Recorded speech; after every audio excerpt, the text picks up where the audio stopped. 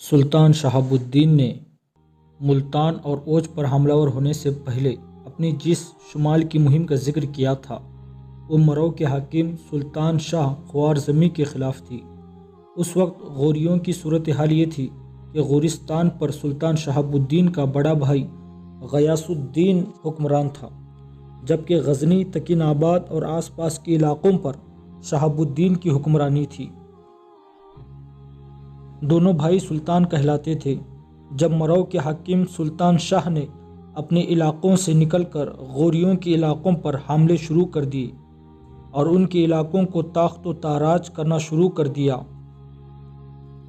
تب غیاث الدین اور شہاب الدین دونوں بھائیوں نے مشورہ کیا کہ آخر دونوں سلطان نے ایک مشترکہ لشکر تیار کیا اور سلطان شاہ کے خلاف جنگ کرنے کے لیے نکلے۔ اس لشکر میں قطب الدین ایبک بھی شامل تھا، جو اس وقت سلطان شہاب الدین کا داروغہ استبل تھا۔ سلطان شاہ خوارزمی، جو اس وقت مرو شہر میں مقیم تھا اور جس کے خلاف لڑنے کے لیے غیاث الدین اور شہاب الدین دونوں بھائی نکلے تھے، اس سے متعلق تفصیل کچھ اس طرح ہے۔ سلطان علاء الدین خوارزم شاہ اور جلال الدین خوارزم شاہ جو منگولوں سے ٹکرائے تھے، ان کے آباء و اجداد میں سے ایک حکمران کا نام ارسلان تھا۔ اس کے دو بیٹے تھے، ایک کا نام سلطان شاہ اور دوسرے کا نام تکش تھا۔ دونوں ارسلان کی دو مختلف بیویوں میں سے تھے۔ تکش اپنے باپ کی طرف سے چند شہر کا حکمران تھا۔ جب ارسلان فوت ہو گیا تو سلطان شاہ کی والدہ ملکاب خاتون نے، جو اس وقت دربار میں موجود تھی اور دربار کے امراء پر اپنا دبدبہ رکھتی تھی، ان کے ساتھ ساز باز کر کے اپنے بیٹے کے تخت نشینی کا اعلان کر دیا۔ حالانکہ بڑا بیٹا تکش تھا اور وہی تخت و تاج کا اصل حقدار تھا۔ اپنے بیٹے کو تخت نشین کرانے کے بعد ملکاب خاتون نے تکش کا خاتمہ کرنے کے لیے تدبیریں کرنی شروع کر دی تاکہ اس کے بیٹے سلطان شاہ کا مستقبل محفوظ ہو جائے۔ اپنے انہی ارادوں کی تکمیل کے لیے ملکاب خاتون نے تکش کو اپنے پاس طلب کیا تاکہ اس پر قابو پا کر اس کا کام تمام کر دیا جائے اور سلطان شاہ اور اس کی اولاد ہمیشہ کے لیے تخت و تاج کے مالک بن جائے۔ لیکن تکش بڑا عقل مند تھا، اس نے ملکاب خاتون کے پاس جانے سے انکار کر دیا۔ تکش نے جب ملکاب خاتون کے پاس جانے سے انکار کر دیا، تب اس نے ایک بہت بڑا لشکر تیار کیا تاکہ تکش پر حملہ ور ہو کر اس کا خاتمہ کر دیا جائے۔ تکش چونکہ خوارزم شاہی لشکر کا تنہا مقابلہ نہیں کر سکتا تھا، لہٰذا اس نے خطا کے ترکوں سے اس سلسلے میں مدد مانگی کہ اگر وہ اپنے چھوٹے بھائی کے مقابلے میں اس کی مدد کریں تو وہ خطا کے ترکوں کو ایک مخصوص رقم خراج کے طور پر ادا کرتا رہے گا۔ جب تکش نے خطا کے ترکوں کو خراج کی ادائیگی کی شرط پر آمدہ کرنے کی استدعا کی، تب خطا کے ترکوں کے حکمران گور خان نے اپنے داماد کو ایک بھاری لشکر دے کر تکش کی مدد کے لیے بھیجا۔ ملکاب خاتون کو جب خبر ہوئی کہ اس کے سوتیلے بیٹے تکش نے خطا کے ترکوں سے مدد حاصل کر لی ہے، تب وہ لرزہ کانپ گئی۔ وہ چونکہ تکش کے ساتھ ساتھ خطا کے ترکوں کا مقابلہ نہیں کر سکتی تھی، لہٰذا خوارزم کو اس نے چھوڑ دیا اور اپنے بیٹے کو لے کر وہ نیشاپور میں اپنے ایک جاننے والے کے پاس چلی گئی۔ یہ جاننے والا نیشاپور کا حکمران معید دولہ تھا۔ ملکاب خاتون نے جب خوارزم خالی کر دیا تو تکش نے اپنے لشکر کے ساتھ خوارزم میں داخل ہوا اور بادشاہ بن گیا۔ ملکاب خاتون کا تکش کے خلاف حرکت میں آنا ایک انتہائی غیر سنجیدہ اور غیر دانشمندانہ اقدام تھا۔ اگر وہ تکش کے خلاف لشکر کشی میں اتنی جلدی نہ کرتی اور اسے اپنے ساتھ ملا کر رکھتی تو تکش کبھی بھی اس کے خلاف خطا کے ترکوں سے مدد حاصل نہ کرتا۔ بہرحال ملکاب خاتون اور اس کا بیٹا سلطان شاہ کوئی سال بھر نیشاپور کے حاکم معید دولہ کے پاس بطور مہمان ٹھہرے رہے۔ اس دوران وہ برابر نیشاپور کے حاکم کو تکش کے خلاف لشکر کشی کرنے پر اکساتے رہے، لیکن اسے خوارزم شاہ اور خطا کے ترکوں کے گٹھ جوڑ کا علم تھا۔ نیز وہ یہ بھی جانتا تھا کہ وہ تکش اور اس کے حلیفوں کے خلاف لڑنے کی سخت نہیں رکھتا، اس لیے وہ دونوں ماں بیٹے کو ٹالتا رہا۔ آخر انہوں نے اسے یہ کہہ کر اکسانا شروع کر دیا کہ چونکہ اہل خوارزم تکش سے بیزار ہیں اور اسی کو پسند نہیں کرتے، اس لیے اول تو مقابلے کی نوبت ہی نہیں آئے گی، اور اگر مقابلہ ہوا بھی تو اس کی نوعیت بس تھوڑی دیر کی ہوگی اور تکش شکست اٹھا کر بھاگ جائے گا۔ نیشاپور کا حاکم معید دولہ ان کی باتوں میں آ گیا اور ایک بھاری لشکر لے کر خوارزم پر اس نے چڑھائی کر دی۔ خوارزم شاہ تکش ان دنوں سیرتی کے مقام پر قیام کیے ہوئے تھا، جو خوارزم کے مرکزی شہر خوارزم سے لگ بھگ 60 میل کے فاصلے پر تھا۔ یہ وہ علاقہ تھا جہاں سے نیشاپور کے حاکم کو اپنے لشکر کے ساتھ گزر کر خوارزم کی طرف جانا تھا۔ تکش کو جب اس کی آمد کا علم ہوا تو اس نے ایک نہایت دانش مندانہ قدم اٹھایا۔ اس نے دریائے آمو کے بند میں شگاف ڈال دیا تاکہ دشمن کا لشکر آسانی سے خوارزم تک نہ پہنچ سکے۔ دریائے آمو کا بند ٹوٹنے سے چاروں طرف پانی پگھل گیا، نشیب و فراز پانی سے بھر گئے۔ نیشاپور کا حاکم بڑی بے خبری میں لشکر لے چلا آ رہا تھا۔ قریب پہنچا تو ہر طرف پانی ہی پانی تھا، لہٰذا اس نے اپنے لشکر کو حکم دیا کہ چھوٹی چھوٹی ٹولیوں میں بٹ کر آہستہ آہستہ احتیاط کے ساتھ پانی کو عبور کر کے خوارزم کی طرف بڑھے۔ خوارزم کا سلطان تکش بھی اپنے لشکر کے ایک حصے کے ساتھ گھات میں بیٹھا ہوا تھا۔ جب نیشاپور کے لشکر کا وہ حصہ اس کے پاس سے گزرنے لگا جس کے اندر خود معید دولہ تھا، تو تکش اچانک اپنی گھات سے نکلا اور معید دولہ اور اس کے لشکریوں پر ٹوٹ پڑا۔ معید دولہ کو بدترین شکست ہوئی اور وہ گرفتار کر لیا گیا۔ جب اسے تکش کے سامنے پیش کیا گیا تو تکش نے اسے قتل کر دیا۔ اس موقع پر نیشاپور کے حاکم معید دولہ کے ساتھ خود سلطان شاہ اور ملکاب خاتون بھی شامل تھے۔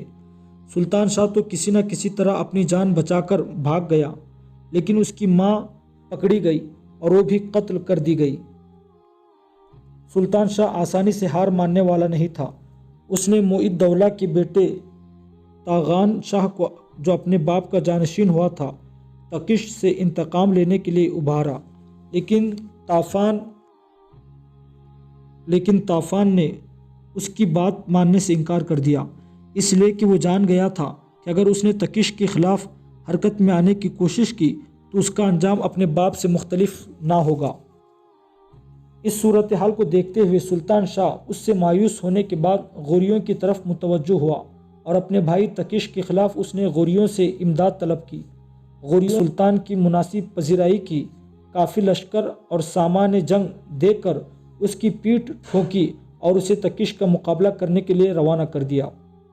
انہی دنوں ایسا ہوا کہ خطا کے ترکوں کا خاقان غور خان مارا گیا اور اس کی جگہ ترکوں کی حکمران غور خان کی لڑکی بنی، اور اس نے اپنے شوہر فونا کو اپنے لشکریوں کا سپہ سالار بنا دیا تھا۔ غور خان کے تکش کے ساتھ بڑے اچھے تعلقات تھے، لیکن جب وہ مر گیا، اس کی بیٹی ترکوں کی خاقان بنی، تب اس کے اور تکش کے تعلقات خراب ہو گئے۔ دوسری طرف سلطان شاہ جب غوریوں سے امداد حاصل کرنے کے بعد اپنے علاقوں کی طرف گیا اور اسے پتہ چلا کہ خطا کے ترکوں کی ملکہ اس کے بھائی تکش سے تعلقات خراب ہیں، تب اس نے اس موقع سے فائدہ اٹھانے کی کوشش کی۔ فوراً وہ خطا کی ملکہ کی خدمت میں حاضر ہوا اور اپنے بھائی تکش کے خلاف اس نے مدد طلب کی۔ خطا کے ترکوں کی ملکہ فوراً اس پر تیار ہو گئی اور اس نے اپنے شوہر فونا کو اس سلسلے میں سلطان کی مدد کے لیے روانہ کر دیا۔ فونا اور سلطان شاہ دونوں اپنے متحد لشکر کو لے کر خوارزم کی طرف بڑھے۔ ان دونوں کی بدقسمتی کہ انہوں نے جس جگہ اپنے لشکر کے ساتھ پڑاؤ کیا وہاں دریائے آمو کا بند قریب ہی تھا۔ اس بار پھر تکش نے بڑی دانشمندی سے کام لیا۔ اس نے جب دیکھا کہ فونا اور اس کے بھائی سلطان شاہ کے لشکری رات کی وقت گہری نیند سوئے ہوئے ہیں تو اس نے ان پر شب خون نہیں مارا، بلکہ رات کے وقت اس نے دریائے آمو کا بند توڑ دیا۔ جب رات کی تاریکی میں پانی کی شائیں شائیں کی آواز پڑاؤ میں گہری نیند سوئے ہوئے لشکریوں کے کانوں میں پڑی تو ان کے اندر ایک افراتفری برپا ہو گئی۔ سب کو اپنی جان کے لالے پڑ گئے۔ ہزاروں کے لشکر میں نفسا نفسی کا عالم برپا ہو گیا تھا۔ پانی جب ایک دم پڑاؤ میں داخل ہوا تب سینکڑوں لشکری پانی میں ڈوب کر مر گئے، اور جو بچ گئے ان کی حالت مرنے والوں سے بھی بدتر تھی۔ بڑی خرابی کے بعد فونا اور سلطان شاہ اپنے بچے کچے لشکر کو لے کر جب خوارزم شہر کے قریب پہنچے تو انہوں نے دیکھا کہ تکش کے لشکر کے علاوہ پورا خوارزم شہر کی فصیل پر چڑھا ہوا تھا اور مرنے مارنے کے لیے تیار تھا۔ اس سے فونا نے اندازہ لگا لیا کہ خوارزم کے لوگ سلطان شاہ کو نہیں بلکہ تکش کو پسند کرتے ہیں۔ اسے خدشہ تھا کہ اگر اس نے ان حالات میں حملہ ور ہونے کی کوشش کی تو اسے شکست ہوگی، بدنامی ہوگی، لہٰذا سلطان شاہ کا ساتھ چھوڑ کر وہ اپنے لشکر کو لے کر واپس خطا چلا گیا۔ جب فونا نے بھی سلطان شاہ کا ساتھ چھوڑ دیا تب سلطان شاہ بڑا فکر مند ہوا۔ اس کے پاس سر چھپانے کی بھی کوئی جگہ نہ تھی۔ وہ حیران تھا کہ کدھر کا رخ کرے۔ چنانچہ اس نے ایک ارادہ کیا۔ اس نے سرخس شہر کا رخ کیا۔ سرخس شہر پر ان دنوں ایک شخص مالک دینار حکمران تھا۔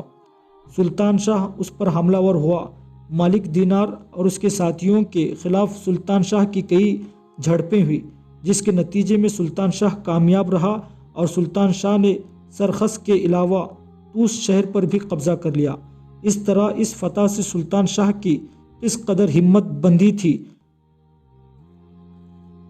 اس لڑائی میں ملک دینار کی مدد تاغا نشاہ نے بھی کی تھی، جو نیشاپور کا حاکم تھا، اور اس لڑائی کے دوران تاغان شاہ مارا گیا۔ نیشاپور کا حاکم اس کا بیٹا سنجر بن گیا۔ سنجر ایک کمزور حکمران تھا اور اس کی کمزوری سے سلطان شاہ نے فائدہ اٹھایا۔ آگے بڑھ کر وہ مرو شہر پر حملہ ور ہوا اور اس پر قبضہ کر لیا۔ اس کے بعد اس کے حوصلے ایسے بڑھے کہ وہ سبز شہر کی طرف بڑھا، وہاں بھی حملہ ور ہوا اور اس پر بھی قبضہ ہو گیا۔ دوسری طرف سلطان شاہ کا بڑا بھائی تکش آئے دن کی جنگوں سے تنگ آ چکا تھا، لہٰذا اس نے چند سرگردہ لوگوں کو سلطان شاہ کی طرف بھجوایا تاکہ دونوں بھائیوں کے درمیان صلح ہو جائے، اور اس کے ساتھ ہی انہوں نے ایک شاہی جشن کا بھی اہتمام کیا اور گرد و پیش کے تمام سلاطین اور امراء کو اس جشن میں دعوت دی۔ سلطان شاہ اپنے بڑے بھائی تکش کی اس پیشکش پر خوش ہوا۔ اپنی طرف سے اس نے اس جشن میں شامل ہونے کے لیے کچھ امراء کو روانہ کیا۔ ساتھ ہی بڑے بھائی تکش کو خوش کرنے کے لیے اس کے پاس جو تکش کے چند قیدی تھے انہیں بھی رہا کر دیا۔ اس طرح دونوں بھائیوں کے درمیان گہرے تعلقات کی راہ ہموار ہو گئی۔ اب سلطان شاہ نے مرو شہر میں قیام کر لیا تھا اور مرو شہر سے ہی نکل کر وہ اکثر و بیشتر غوریوں کے علاقوں پر حملہ ور ہوتا رہا، لوٹ مار کرتا اور تاخت و تاراج کرتا تھا اور غوریوں کے علاقوں میں دور تک گھستا چلا جاتا تھا۔ اس کی ان حرکات کو روکنے کے لیے سلطان شہاب الدین غوری اور اس کا بڑا بھائی سلطان غیاث الدین اپنے لشکر کے ساتھ سلطان شاہ کی طرف بڑھے تھے۔ دریائے امک کے قریب مرو شہر کے نواح میں مرغاب نام کے کھلے میدانوں میں اس وقت سلطان شاہ اپنے لشکر کے ساتھ پڑاؤ کیے ہوئے تھا۔ سلطان شہاب الدین غوری اور اس کے بڑے بھائی غیاث الدین غوری نے بھی اپنے لشکر کے ساتھ سلطان شاہ کے لشکر کے سامنے پڑاؤ کر لیا تھا۔ کچھ دنوں تک دونوں لشکر ایک دوسرے کے سامنے پڑاؤ کیا رکھے۔ اسی دوران سلطان شہاب الدین غوری کے استبل کا داروغہ قطب الدین ایبک ایک روز جب لشکر کے ایک حصے کے ساتھ لشکر میں شامل گھوڑوں اور دوسرے جانوروں کے لیے دریا کے کنارے گھاس کاٹنے کے لیے گیا تو اس کی خبر سلطان شاہ کو ہوئی۔ اس نے اپنے لشکر کا ایک حصہ علیحدہ کیا اور اس طرف روانہ کیا جس طرف قطب الدین ایبک اپنے لشکر کے ایک حصے کے ساتھ گھاس کاٹنے میں مصروف تھا۔ سلطان شاہ کے لشکر کا وہ حصہ قطب الدین اور اس کے گھاس کاٹتے ساتھیوں پر بوند بوند پانی کو ترستے صحرا میں خارزار ازل کے صفاق لمحوں اور دل کے آئینوں کو ٹکڑے ٹکڑے شیشہ جان کو ریزہ ریزہ کر دینے والے بھڑکتے الاؤں کے شعلوں کی طرح حملہ ور ہو گیا تھا۔ جوابی کارروائی کرتے ہوئے قطب الدین ایبک نے بھی ڈٹ کر مقابلہ کیا۔ وہ بھی دشمن پر شب کی بھید بھری خاموشی میں گرداب اجل کے رقص، اہانت و ذلت کی جولان گاہیں کھڑی کرتے غیظ و غضب کی اضطراب اور ذیت کی تنابین کاٹ دینے والے گرم ہواؤں کی تازیانوں کی طرح حملہ وروں پر ٹوٹ پڑا تھا۔ کچھ دیر تک مرغاب کے ان میدانوں میں جو دریا کے کنارے اور گھاس سے بھرپور تھے قطب الدین اور سلطان شاہ کے لشکریوں میں ہولناک جنگ ہوئی۔ حملہ وروں کی تعداد چونکہ زیادہ تھی لہٰذا قطب الدین ایبک کی انتھک کوششوں کے باوجود وہ حملہ وروں پر غالب نہ آ سکا اور حملہ وروں نے قطب الدین ایبک کے بہت سے ساتھیوں کو موت کے گھاٹ اتارنے کے بعد قطب الدین ایبک کو گرفتار کر لیا۔ قطب الدین ایبک بیچارہ غلام تھا، ابھی بچہ ہی تھا کہ کچھ برد فروش اسے ترکتان سے اٹھا کر نیشاپور لے آئے۔ ان برد فروشوں نے قطب الدین ایبک کو نیشاپور اور مسافات کے حاکم فخر الدین بن عبد العزیز کے ہاتھ فروخت کر دیا۔ یہ امام اعظم ابو حنیفہ کوفی کی اولاد میں سے تھے۔ انہوں نے اپنے فرزندوں کے ساتھ قطب الدین ایبک کی دینی تعلیم کے علاوہ اس کی شہ سواری، تیر اندازی اور جنگی فنون میں خوب تربیت کی۔ قطب الدین شروع سے ہی بہادر اور نڈر تھا۔ فخر الدین بن عبد العزیز کے یہاں پرورش پاتا رہا، وہیں پر جوان ہوا۔ کہتے ہیں جوان ہونے کے بعد وہ ایک بہترین تیغ زن اور صفات مردانگی سے متصف شمشیر زن ثابت ہوا۔ ہر کوئی اس کی بہادری اور شجاعت کی تعریف کرتا تھا۔ قاضی فخر الدین بن عبد العزیز کے یہاں ہی قطب الدین ایبک جوانی کو پہنچا۔ اس کی بدقسمتی کہ جب وہ اپنی بہترین زندگی کا آغاز کرنے والا تھا تو قاضی فخر الدین بن عبد العزیز وفات پا گئے، اور باپ کے مرنے کے بعد ان کے بیٹوں نے قطب الدین ایبک کو ایک تاجر کے ہاتھ فروخت کر دیا۔ وہ تاجر اسے سلطان شہاب الدین غوری کے پاس لے آیا۔ سلطان شہاب الدین اگرچہ ناقابل ستائش اوصاف اور برگزیدہ محاسن کا حامل تھا، مگر ظاہری حسن و خوبی سے خالی تھا۔ اس کی چھوٹی انگلی ٹوٹی ہوئی تھی، اس لیے اسے ایبک کہہ کر پکارتے تھے۔ کہتے ہیں کہ سلطان شہاب الدین غوری اپنے لوگوں اور اپنے غلاموں کو خوش کرنے کے لیے کبھی کبھی جشن برپا کرتے تھے۔ ایک جشن کے موقع پر سلطان شہاب الدین غوری نے اپنے تمام غلاموں کو ڈھیروں سونا اور چاندی انعام میں دیا۔ قطب الدین ایبک کو بھی کافی اشیاء انعام میں ملی۔ سلطان شہاب الدین کی مجلس سے باہر آ کر اسے جو کچھ سلطان سے ملا تھا سب کچھ غربا اور حقدار کارکنوں میں تقسیم کر دیا۔ دوسرے روز جب سلطان شہاب الدین کو اس کی اس فیاضی کی خبر ہوئی تو اس نے قطب الدین ایبک کو اپنی نوازش اور قرب کے لیے مخصوص کر لیا۔ اب قطب الدین ایبک اپنی فراست اور دلیری کی وجہ سے سلطان شہاب الدین کے تخت گاہ اور ایوان دربار کے آس پاس رہنے لگا اور اس کو اہم ذمہ داریاں سونپی گئی۔ پھر انتھک محنت اور خلوص سے وہ ترقی کرتا چلا گیا۔ روز بروز اس کا مرتبہ بلند ہوتا گیا اور سلطان کی حمایت کے سائے میں ترقی کرتے ہوئے سلطان شہاب الدین غوری کا داروغہ استبل بن گیا۔ جس وقت سلطان شاہ کے لشکریوں کے ہاتھوں قطب الدین ایبک گرفتار ہوا، اس وقت وہ سلطان شہاب الدین کا داروغہ استبل ہی تھا۔ گھاس کاٹتے ہوئے بیچارہ گرفتار ہو گیا تھا۔ قطب الدین ایبک کو گرفتار کرنے کے بعد جب سلطان شاہ کے سامنے پیش کیا گیا تو اپنے لشکر کی اس کامیابی پر سلطان شاہ بڑا خوش ہوا۔ قطب الدین ایبک کی اس گرفتاری کے سلسلے میں مورخین کے دو گروہ ہیں۔ ایک گروہ کہتا ہے کہ سلطان شاہ نے قطب الدین ایبک کو لوہے کے ایک پنجرے میں بند کر دیا، اس لیے کہ اسے خبر ہو گئی تھی کہ یہ شخص سلطان شہاب الدین غوری کا داروغہ استبل ہے۔ دوسرے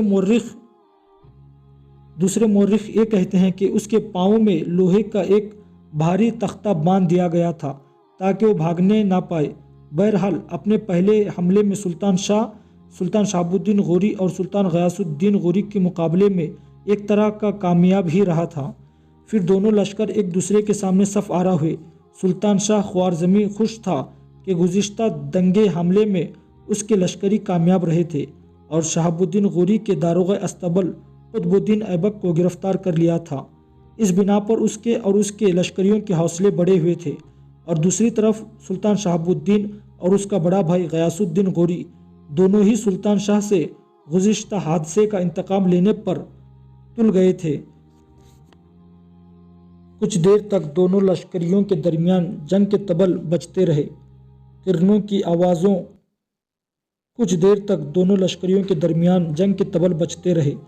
کرنوں کی آوازیں دلوں کو گرماتی رہی۔ اس کے بعد سلطان شاہ نے اپنے لشکر کو آگے بڑھایا۔ پھر وہ غیاث الدین غوری اور سلطان شہاب الدین کے لشکر پر سکون دھاروں میں ہلچل، بغاوت اور خروش برپا کر دینے والی آہوں کی طوفان خیزیوں، برد خوابوں کو گرم سرابوں میں تبدیل کر دینے والے موت کے رقاصہ بگولوں کی طرح ٹوٹ پڑا تھا۔ سلطان غیاث الدین غوری اور شہاب الدین غوری نے جوابی کارروائی کی اور وہ بھی اپنے لشکر کے ساتھ وقت کے دھندلکوں میں مرگ و حیات کا کھیل کھیلتی خوفناک آندھی قوت و توانائیوں کو مستحمل اور جذبات کو مجروح کر دینے والی فطرت کے احتساب کی طرح سلطان شاہ کے لشکر پر ٹوٹ پڑے تھے۔ ہر کوئی ایک دوسرے پر زرد طوفان کی کدورت، گردش دوراں کی تیوروں، تشنگی کے کرب، تقدیر کے بدترین عذاب، زخموں کے حروف اور درد کے الفاظ کی طرح حملہ ور ہونے لگا تھا۔ زندگی کے سفیر موت کی تاریکیوں میں ڈوبنے لگے تھے۔ اجالوں کے ضمیر ظلمتوں کے سحر میں گم ہونا شروع ہو گئے تھے۔ بڑے بڑے کڑیل، بڑے بڑے سرکش موت کا لقمہ بننے لگے تھے۔ مرغاب کے میدان انسانی خون سے اپنی پیاس بجھانے لگے تھے۔ دریائے آمو کے قریب اور مرو شہر کے نواح میں وقت کی آنکھ نے انسان ہی نہیں انسانیت کو بھی ایک دوسرے سے دست و گریبان ہوتے دیکھا۔ کچھ دیر تک سلطان شاہ نے جم کر مقابلہ کیا، پھر اس کے لشکریوں کی حالت پتلی ہونا شروع ہو گئی۔ غیاث الدین غوری اور شہاب الدین غوری کے لشکری بڑی تیزی سے اس کے لشکر میں گھس کر موت کا کھیل کھیلنے لگے تھے، بڑی تیزی سے اس کے لشکر کی تعداد کم کرنے لگے تھے۔ یہ صورتحال دیکھتے ہوئے سلطان شاہ لرز کانپ گیا۔ آخر جب اس نے اندازہ لگایا کہ اگر جنگ مزید جاری رہی تو غیاث الدین اور شہاب الدین کے ہاتھوں سے اسے بدترین شکست کا سامنا کرنا پڑے گا، لہٰذا اپنے لشکر کو بچانے اور اپنے آپ کو مکمل تباہی کے حوالے کرنے سے پہلے ہی اس نے اپنی شکست کو تسلیم کر لیا اور مرو شہر کی طرف بھاگ گیا۔ بھاگتے ہوئے سلطان شاہ اپنی ہر شے پڑاؤ میں ہی چھوڑ گیا تھا۔ کچھ دور تک غیاث الدین اور شہاب الدین غوری دونوں بھائیوں نے سلطان شاہ کا تعاقب کیا، یہاں تک کہ وہ مرو شہر میں جا کر محصور ہو گیا۔ سلطان شاہ چونکہ اپنے پڑاؤ کی ہر چیز چھوڑ کر بھاگا تھا، پڑاؤ کے اندر قطب الدین ایبک بھی موجود تھا۔ مورخین لکھتے ہیں کہ کچھ زندہ دل نوجوان قطب الدین ایبک کو ایک اونٹ پر بٹھا کر سلطان غیاث الدین غوری اور شہاب الدین غوری کے سامنے لائے۔ اونٹ کو بٹھایا گیا، قطب الدین کے پاؤں میں جو لوہے کا بھاری تختہ باندھا ہوا تھا اسے کھول دیا گیا۔ اس کا بہترین استقبال کرتے ہوئے سلطان شہاب الدین غوری نے اس کے گلے میں موتیوں کا ہار ڈال دیے تھے۔ سلطان غیاث الدین غوری اور سلطان شہاب الدین غوری کے ہاتھوں سلطان شاہ خوارزمی کی یہ بدترین شکست تھی۔ سلطان غیاث الدین غوری اور شہاب الدین غوری کے ہاتھوں سلطان شاہ خوارزم کی یہ بدترین شکست تھی۔ سلطان شہاب الدین اور غیاث الدین دونوں بھائی سلطان شاہ کے علاقوں پر قبضہ نہیں کرنا چاہتے تھے۔ وہ ایک حکمران تھا، لہٰذا اس کی عزت، اس کے احترام کو برقرار رکھنا چاہتے تھے۔ وہ چونکہ بار بار غوریوں کے علاقوں پر حملہ ور ہو کر ان کے لیے نقصان کا باعث بنتا تھا، لہٰذا دونوں بھائی اس سے صرف سبق سکھانا چاہتے تھے تاکہ آنے والے دور میں غوریوں کے علاقوں پر حملہ ور ہونا ترک کر دے۔ مرغاب کے میدانوں میں سلطان شاہ کو شکست دینے کے بعد چند روز تک غیاث الدین اور شہاب الدین وہی پڑاؤ کیے رکھے۔ اس دوران سلطان شاہ مرو شہر کے اندر محصور رہا۔ پھر غیاث الدین اور شہاب الدین غوری اپنے لشکر کے ساتھ لوٹے۔